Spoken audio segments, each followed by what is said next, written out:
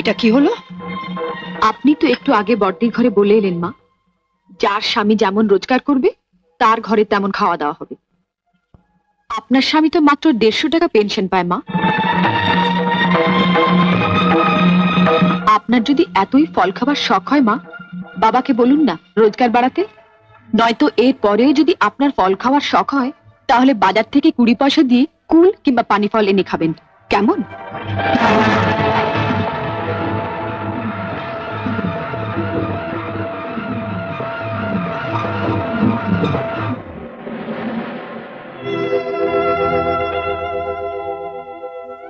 অপ্রিয় সত্য কথা বললাম বলে আমাকে ক্ষমা করবেন বাবা। কি গো, তোমার সামনে আমাকে এমনি ভাবে অপমান করে চলে গেল, আর তুমি কিছু বলবে